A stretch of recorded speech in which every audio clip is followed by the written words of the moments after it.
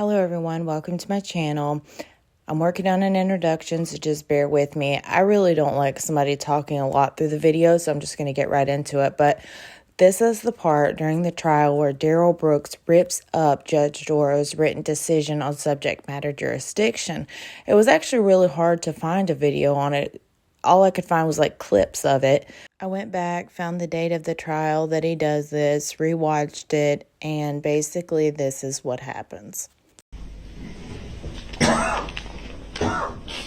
So how did it work? Were they in the room and then Mr. Brooks was brought into the room, or how did that work? Objection, I don't consent to being called that name and is leading the witness. Overrule this to the name, sustained as to the form of the question. How did you all get into the same room? So I was in the room waiting for Mr. Brooks. Mr. Brooks was brought from another room by Detective Stern. At this point, the audio recording on my phone was already running. I believe the two FBI agents were with me in the room, and then, like I say, Mr. Brooks was escorted in by Detective Stern. Did you introduce yourselves? Well, you had been with Mr. Brooks previously, correct? Objection. Yes, I had. Overruled, he may answer. Yes, I had. Okay. Had he been introduced to Detective Stern already? Yes, he had. Okay. And how about the two FBI agents? It was at that point that they introduced themselves to Mr. Brooks. What was his reaction to that when they introduced themselves? Objection, relevancy. Overruled, he may answer. Very surprised. He said the word FBI, in the form of a question. I could tell his tone was very surprised. It wasn't as calm as he had been. He seemed concerned, uneasy, and within about a minute after stating that, he questioned the agents further as to whether they were really FBI agents, and he was surprised to see them there, and he had never actually seen an FBI agent before, so he was definitely surprised, and I could tell he was uncomfortable. Did you record the entire conversation you had with the defendant? Yes, at that point, all that is on recording. At that point, yes. And have you had the opportunity to review that recording prior to today's date? I have. I would like to admit Exhibit 81 for the Objection. court. It is the audio interview of the defendant that took place on November 21st, 2021. It's previously been addressed by this court. Objection. Remind me how long it is again. Your Honor, the entire video is 25 minutes approximately. I'm asking to play from 4 minutes and 25 seconds to 14 minutes and 25 seconds approximately. Well, it would be 10 minutes. I presume you'll have questions regarding that once you play it. Correct. All right, given that it's just before 5 o'clock, I'm going to stop for the day. We can pick up with this tomorrow. You can sit down for the moment, and I will have our instruction for the jurors.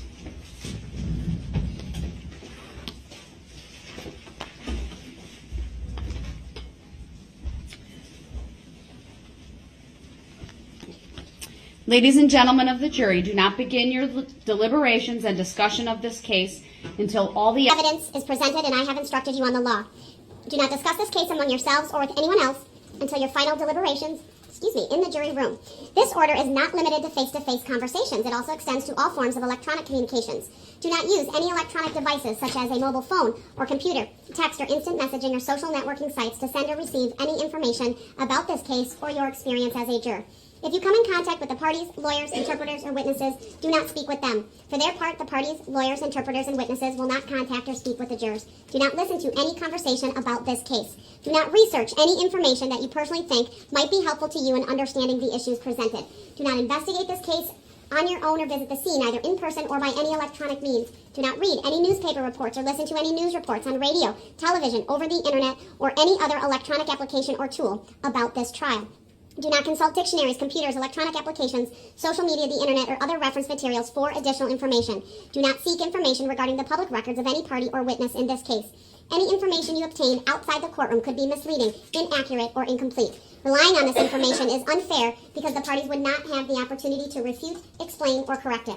Do not communicate with anyone about this trial or your experience as a juror while you are serving on this jury. Do not use a computer, cell phone, or other electronic device, including personal wearable electronics applications or tools with communication capabilities, to share any information about this case.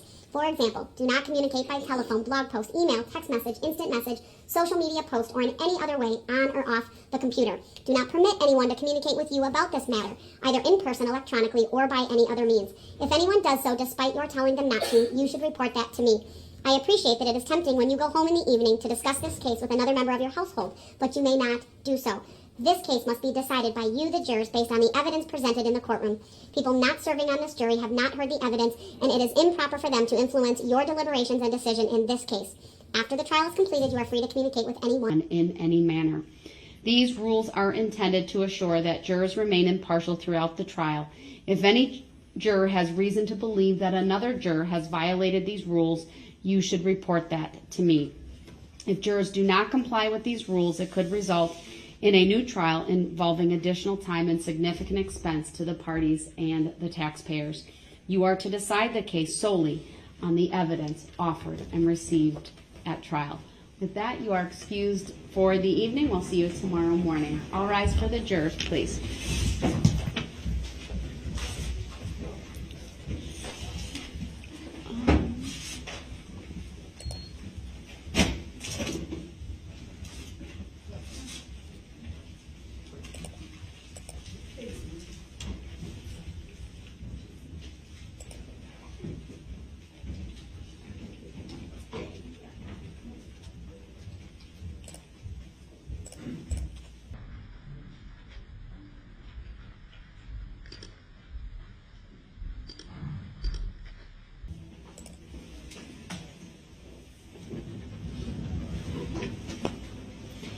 I'm printing out a draft of preliminary, you can be seated, in jury instruction 60, which concerns use of an interpreter for a witness.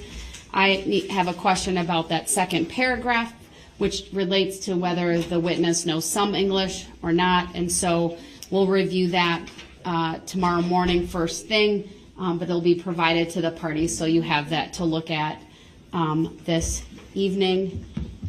With that, I'll see everyone tomorrow at 8:30. Thank you. This was a really bizarre moment in the trial for me, and I only found 2 clips of it with no context, and I needed context. So there was the video. I do want to say thanks again to everybody for watching. I really, really appreciate it. I guess we're supposed to say please like and subscribe, so if you could do that. I'm working on a few more videos of Darrell Brooks, so just stay tuned. And also, if you would comment below if there's any other trial you would like me to look into. So again, thank you for watching. Again, I really, really, really appreciate it.